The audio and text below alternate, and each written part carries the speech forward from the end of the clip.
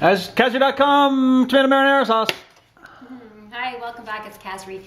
And in this video, I'm going to show you how to make a tomato marinara sauce for your spaghetti. And you can also eat it as a soup. So it's really simple. You just throw everything in the blender, blend, and you're done. So it's the fastest tomato sauce that you'll ever make. You don't have to simmer things for hours when you do raw foods because you're keeping all the flavors intact. You're keeping all the water content in your food intact. When you cook food, you're cooking out the water content, and our bodies are 65 to 70% water, so we really need to be eating foods that have a high water content. So when you eat mostly raw foods, you are getting that high water content food, which is keeping you nourished and what's the word? Anyway, it's keeping you nice and vital and fresh and alive and juicy, keeping your insides juicy. So you get your raw va-va-voom on. So I'm just gonna chop my tomatoes and basically just order them, throw them in the blender because the blender is gonna break them down for me. This recipe calls for basil, fresh basil ideally, and I used up all my fresh basil to make pesto. And pesto is really great on this pasta as well, as you can imagine. So instead of using fresh basil, I am going to modify my recipe, and I'm going to use some of this wonderful pesto that I made earlier. So there's some leftover pesto, which is very garlicky and lots of basil in there. So I'll just put a spoonful of that. Oh, I'm also just put it all in, use it all up. I was eating my veggie sticks earlier with some of it. So there we go. And I soaked one itty bitty date. Actually, it's like this really massive date. Gus bought these really huge dates. I don't know what kind they are, but you want to soak the date just a wee little bit just to soften it so that it blends easier. And you know what? It's probably too much. We just want to, it's so large, I'm just going to cut it in half. You just want a little dash of sweetness. Of course, we want a wee bit of salt as well. Let's see, there we go. And fresh is always best. I don't have fresh oregano, so I'm just going to use some dried. Just, you know, your basic Italian spices. It does smell great, even though it's dried.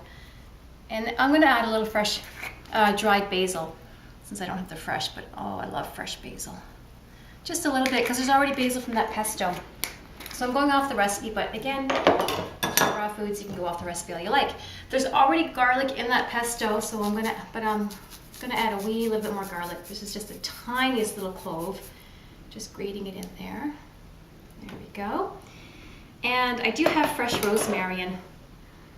Oh my gosh, it smells so good. So because it's fresh, it's really strong, so I'm not going to put too much. What does it say? It says half a teaspoon. That's not very much rosemary. If you put too much, then it's going to be too strong.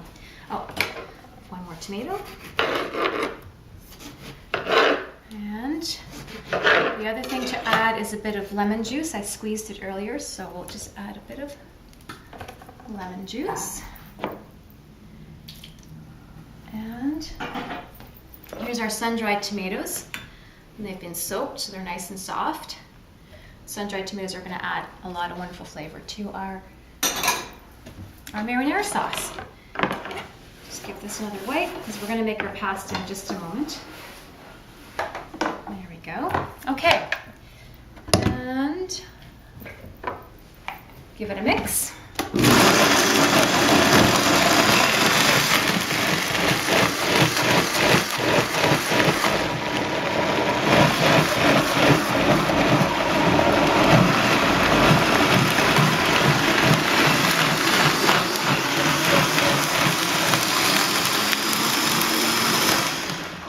Okay, she's all mixed. I'll give it a little taste. It's perfect. That is so good. Okay. Julie, this is supposed to be a tomato sauce, and it is, and that's how I use it, as a tomato sauce on pasta. I use it as tomato sauce when I make lasagna. Lasagna is your layers of zucchini that you slice with your mandolin slicer, and you put layers of pesto and You can put cashew cream to give it that cheesy flavor, and layers of the tomato sauce. So the tomato sauce here, it has multiple purposes. All right, I cut the ends off and I peeled the zucchini earlier. So here's my zucchini. I have my handy dandy spiralizer, which I love. I've had this for a few years now. But if you don't have one, you can just use a carrot peeler and just make some carrot ribbons with your zucchini. That'll work just fine. But if you get one of these, you can get them at Amazon.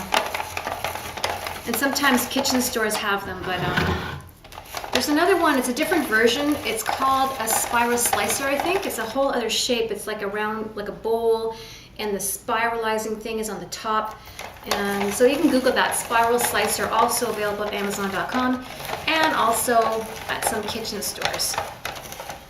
Oops, so there we go. I just have it was just a small itty bitty little zucchini, so it's just going to be a small bowl of pasta.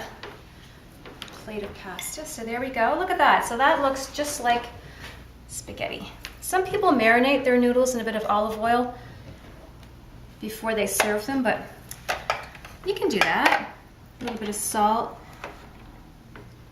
But to me, they're fine just like that. And then you pour your sauce right over it. And you want to serve this right away. Because there's so much liquid in that sauce, you will, the plate will start to have some liquid at the bottom of the plate after you let it sit for a while. So you definitely want to serve it right away. And you can make it look a little bit pretty. A little sprig of rosemary if you have some basil. And there you go, you've got some beautiful spaghetti. Or tomato soup, either one. So enjoy. Let me know how you like the recipe. Let me know if you've tried it. And if you've made any adaptations to it, I'd love to know that too. So enjoy. And